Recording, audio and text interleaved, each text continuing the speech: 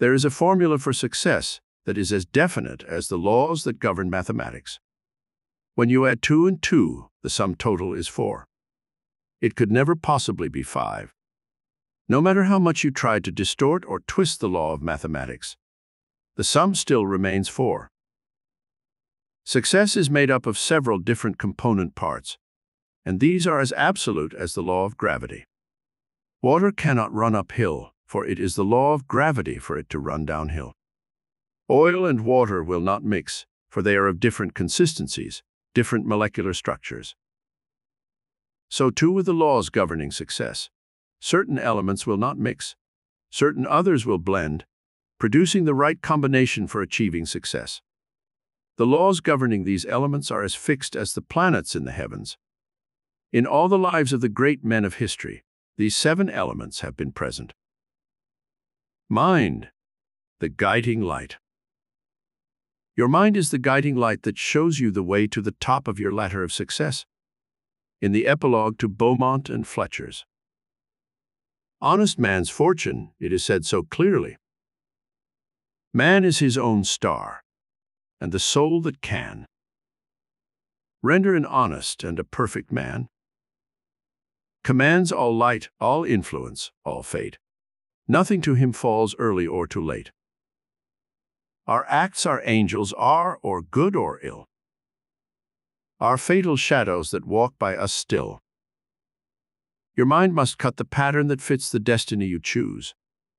When this has once been decided on, everything else will fall into its right place. The problems and challenges of life will still be there, but you will find a way to ride over them roughshod, and they will only serve to sharpen your wits and increase your determination to succeed. Step number 1. The desire to achieve. Elsewhere in this study we have spoken of desire, but in connection with achieving success, it is vitally important that you use this emotion of desire correctly.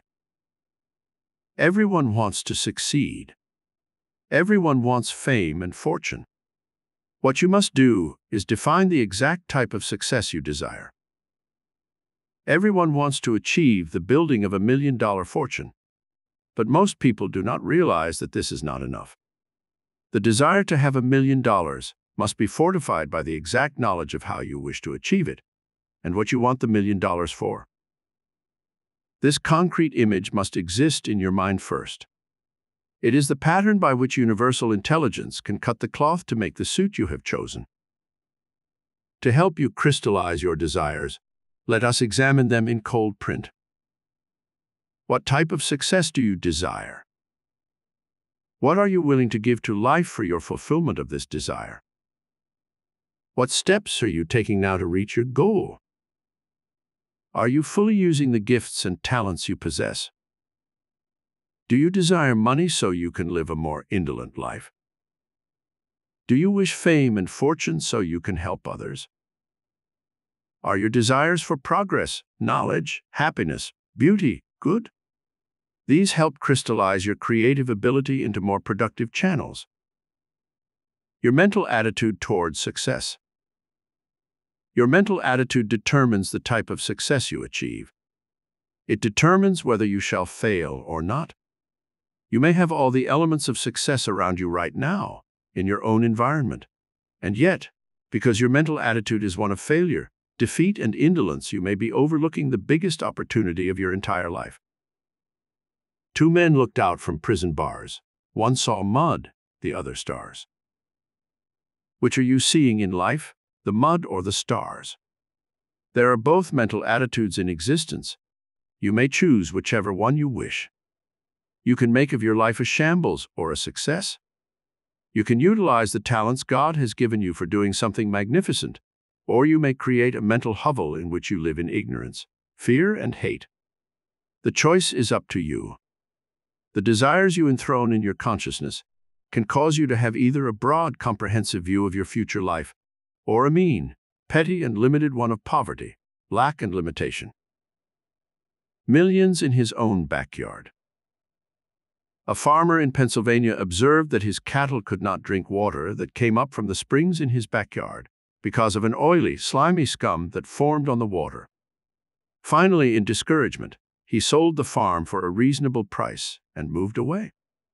The new owner observed the same scum, and his curiosity got the best of him. He sniffed the substance, and it smelled like oil. Through his curiosity, that man discovered an oil field in his backyard that made him millions. Perhaps, like this man, in the backyard of your own mind today, there is an idea that can make you millions. Your mental attitude towards life and success and money, your own desires, may help unlock this secret within your mind. Harness your desires, make them work for you. If you want the better things of life, this is fine. But do not expect life to give them to you free. You must make some effort to achieve the success you desire, and you will have taken the first step up that ladder of success. Step number 2. Your dream or inner vision. All outward forms of creation in the man-made world began with a dream or inner vision. This is a very important part of our million-dollar secret. Everyone has some kind of dream of the world in which he wishes to live. This dream resides in the mind and is instilled by our early childhood thoughts and experiences.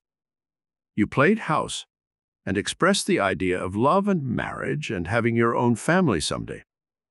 You played doctor or nurse and expressed the dream you had of someday being a doctor or nurse in real life. Dreams crystallize into reality when you apply this formula correctly. Voltaire said, "An idea, when it comes with the force of a revelation, will lead to a revolution in your life." The overpowering idea you hold in your mind about the life you wish to lead is the dream or inner vision that will shape your entire future. You must have this dream firmly fixed and never stray from it. Otherwise, you weaken the resolve of the mental force within you that could make the dream become reality. The peasant girl's dream of fortune that came true. I visited Greece some years ago and was entertained at the home of friends. They had a maid who worked for them. She was a peasant girl in her early 40s. She was a very plain girl, almost ugly, with mousy hair, drab features, and a squat body that was most unprepossessing and unattractive. She had already worked for this one family for 10 years, and there seemed no possibility that she would ever be able to rise to any higher position in life. This girl had a strange obsession or dream. To anyone who would listen, she would tell them, "Someday I will marry a rich man and go to America. I will have a big, beautiful home with thick carpets and my own maid and a big automobile." People used to smile in a kindly and sympathetic manner when she told them her dream, but they all thought the poor creature was obviously deluded and unsound. When I went out to the kitchen to thank her for the beautiful meal she had prepared, she smiled and, in her broken English, told me of her impossible dream. But I didn't smile and think her deluded. I patted her on the shoulder and replied, "Yes, one day you will meet that man from America. He will fall in love with you, and you will have your beautiful home and automobile." I knew of the miracles of life, and it did not sound fantastic to me at all. This peasant girl's impossible dream. 2 years later, I was in California, and I received a wedding invitation from this girl, who had gotten my address from her former employer. She was marrying the man she had dreamed of. A few months later, in driving to San Francisco, I passed through the town where she lived. I stopped by to see her. She had married an older Greek-American who owned a big ranch in Upper California. He had a beautiful home with thick carpets and a new Cadillac car, and was rich. What magic did she use? What magic did this Greek girl use? She used the secret power that God has given every one of his creatures, the ability to draw from the universal storehouse of riches everything that we need to fulfill our destiny. She had sent out her call to universal intelligence. She had held her dream in her mind so long that it crystallized all the elements of her body and soul into one great magnetic force that impelled the first person who came into her orbit, who could make her dream come true, to desire her as much as she desired him. This older man needed a good housekeeper, a companion. He had no children, he was a widower, he was lonely. In his mind was a dream and a desire for a mate who would meet his needs. And the fact she was plain, even homely, meant nothing to him. At least he could be sure that no other man would try to take her away from him. Perhaps, who knows, even this fact was the inducement that was the final determining factor in making him choose a plain woman instead of a beautiful one. This woman now has 2 lovely children of her own. Are you afraid to dream? Are you afraid to dream the big, beautiful, bold dream? Most people are. They daydream occasionally, but only in fits and snatches. They occasionally think, oh, if I were only rich, or if I could marry someone who would care for me. Or, it would be wonderful to have my own home. But they do not have the steady, persistent dream, I know that someday my dreams will come true. I will succeed.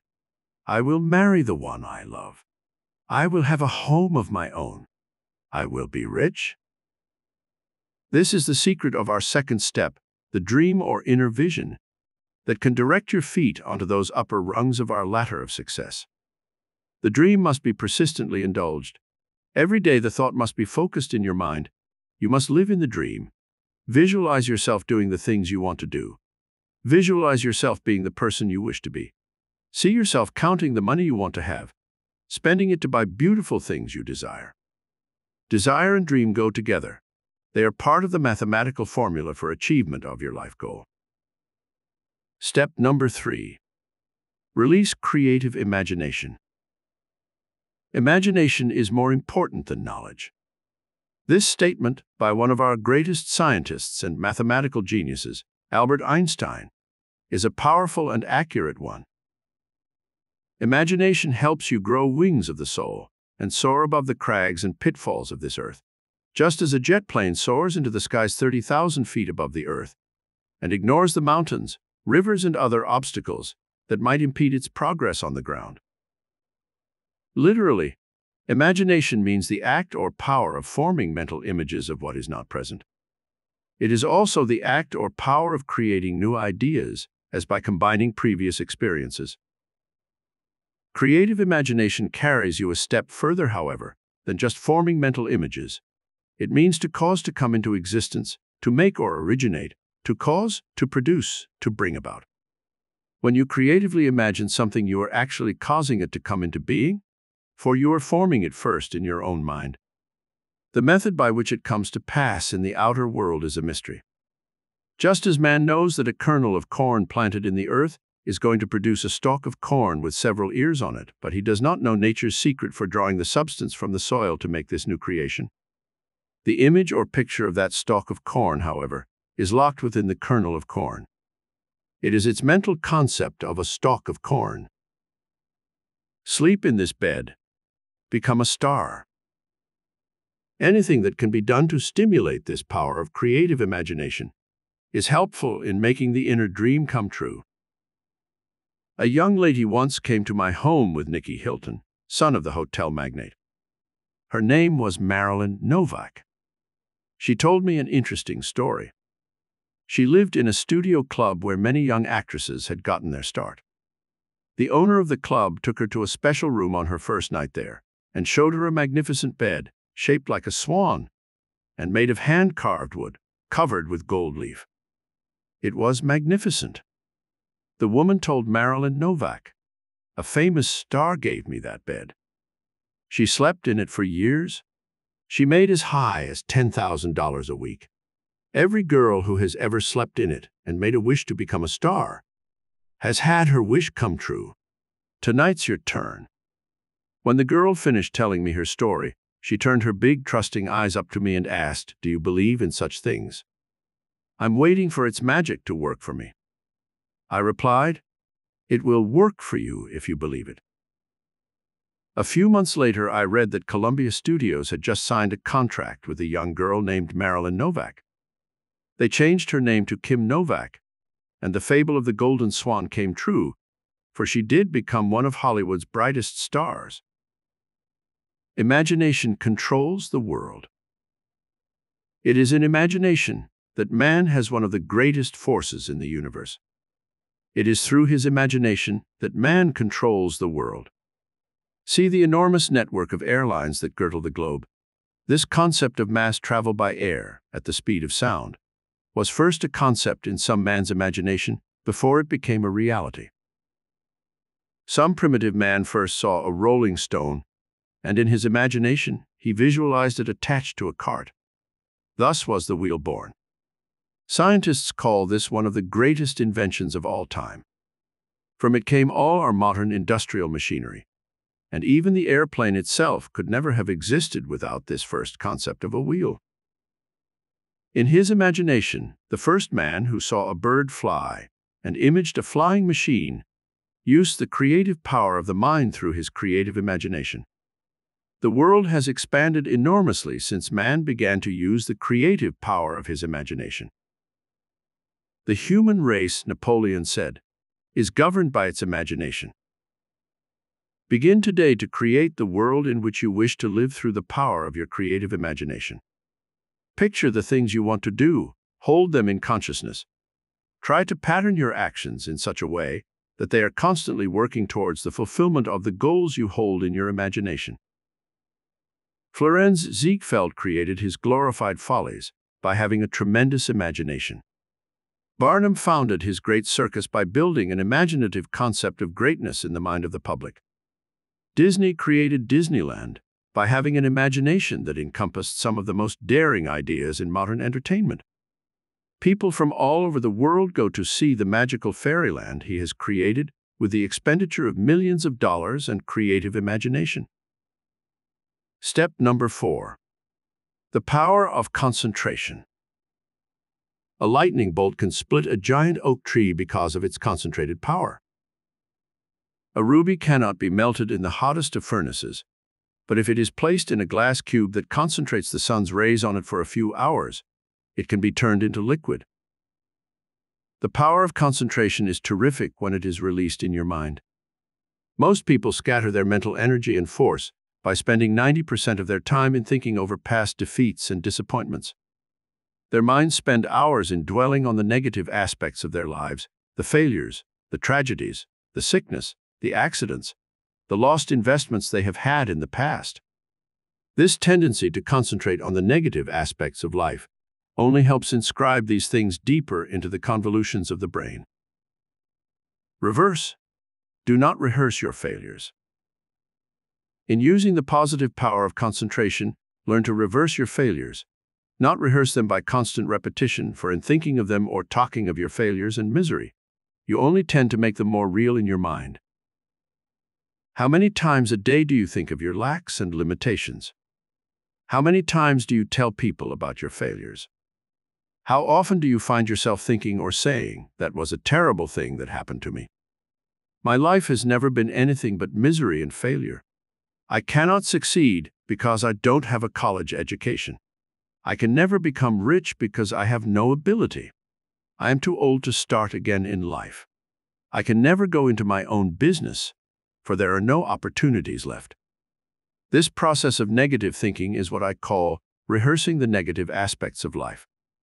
This habit tends to short-circuit the power of the battery of your mind and builds the habit patterns of failure, misery, and unhappiness so firmly in your consciousness that it is difficult to ever break them. How to concentrate. How can you concentrate your mental power upon the achievement of fame and fortune? The mind must be held steadily to the goal and not allowed to waver or falter. Successful minds work like a gimlet to a single point, Bouvier said. This is true. No one and nothing must be allowed to interfere with your mental concentration.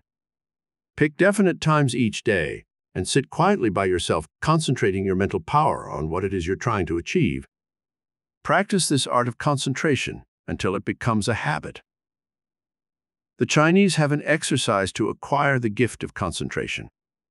They pass by a store window and with one glance try to see how many objects they can fix in their minds and recall later. They keep this up until they are able to recall as many as 100 objects they have observed in a single glance. Practice holding your mind steady and still on one thought. Allow no other thought to enter your mind. Do this for several seconds at a time until you are able to concentrate on one thought for at least 5 minutes or more. Then every day give yourself a mental exercise in concentration. Sit quietly and concentrate on the things you want to accomplish for that day, the people you want to see, the money you wish to attract, the sales you want to make. As you hold each separate thought in your mind, give it all the concentrated power you can summon up from your mind before going on to another thought or idea. Step No5. Using the power of intuition.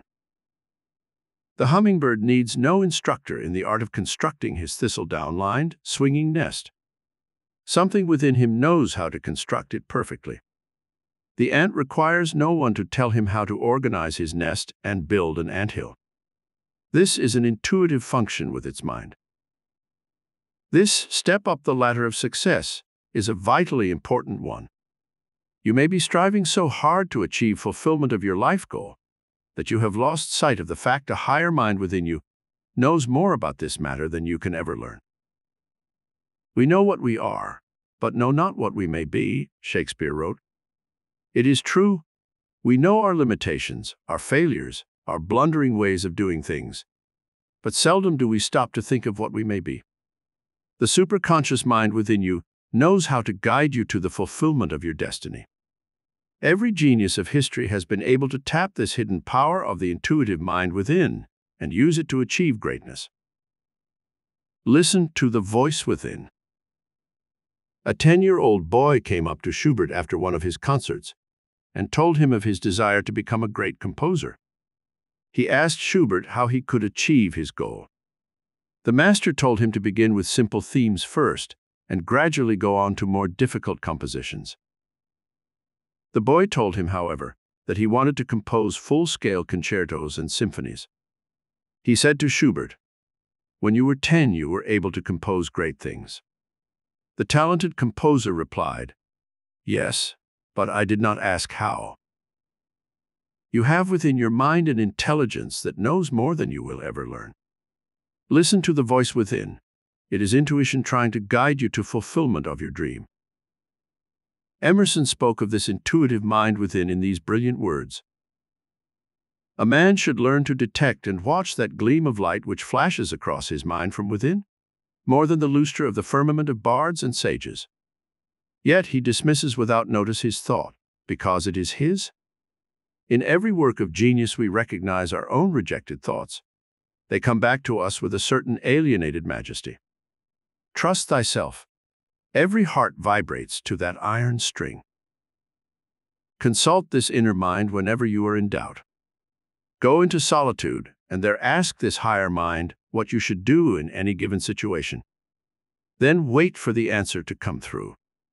The thought that most persistently rises in your mind is generally the correct one. It's amazing how seldom is this intuitive mind wrong. If you look back on your life, see how many times this higher mind told you not to do something. If you went against its advice, you lived to regret it.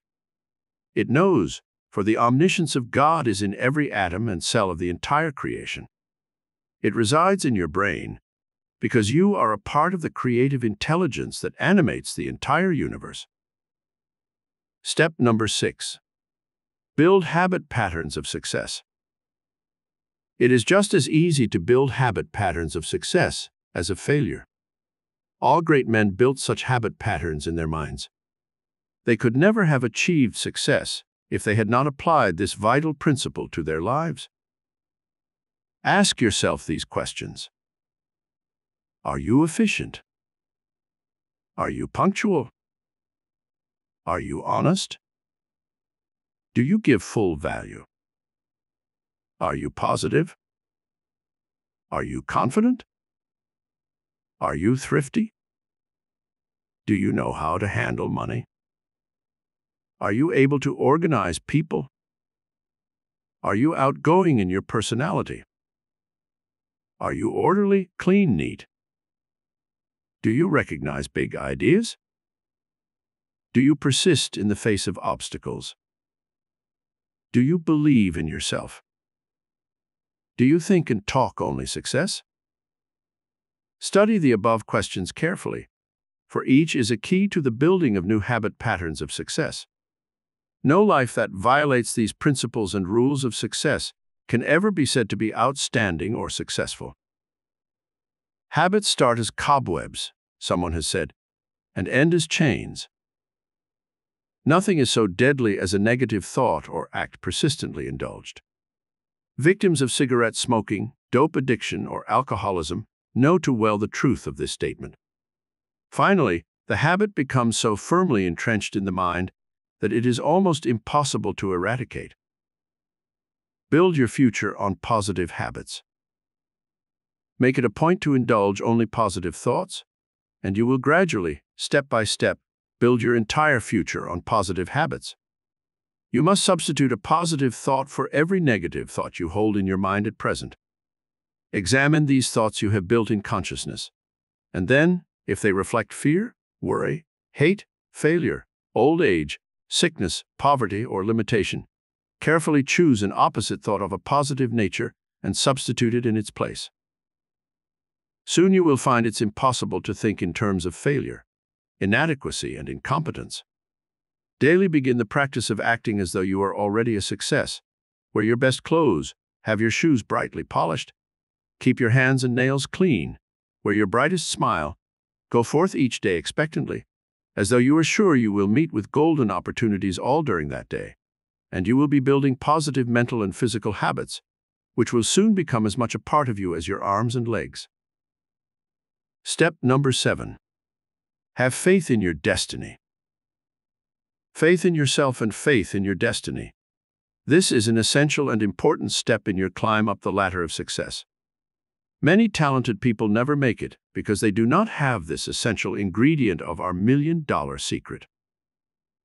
An author named Howard Fast wrote a book some years ago. He sent it out to several publishers. They all turned it down. No one had faith in it. Fast had such faith in the ultimate success of his book that he raised $1,000 and published it himself. Only a few hundred copies existed, and undoubtedly at that time, for a very small sum, anyone could have bought the movie rights to his book. Then one day a producer read the book and offered Fast a large sum for the movie rights. Spartacus was the name of the book that Howard Fast had faith in. It became one of the great motion pictures of our time. You may walk with princes and kings. In the realm of mind, you are as great as any man who ever lived. You may walk with princes and kings in the realm of intellect and thought. Your ideas are as precious as those that were brought forth from some of the greatest minds of the ages. A Plato or Socrates, a Voltaire or Shakespeare, a Newton or a Jefferson may slumber within the innermost recesses of your own mind. Have faith in this power that lies within you. When Leonardo da Vinci was young, he was haunted by the idea that he was illegitimate. Everyone told him that this stigma would always keep him from achieving greatness. He set about when he was very young to find a way to overcome this limitation of birth. He chose painting as a talent which he might develop into such creative genius that he might one day walk with princes and kings. With this incentive and the faith this thought inspired within his mind, Leonardo da Vinci went on to produce such masterpieces as the Mona Lisa and the Last Supper. And indeed, he did walk with princes and kings, for he associated with the crowned heads of Europe during his lifetime. They all recognized his great genius. Faith in yourself, the open sesame. Faith in yourself is the open sesame to riches and fame. It matters not that others lack faith in you or your works. If you really believe in yourself and your talents, you will build inspiration and power to persist until you have achieved your life goal. All things are possible to him that believeth.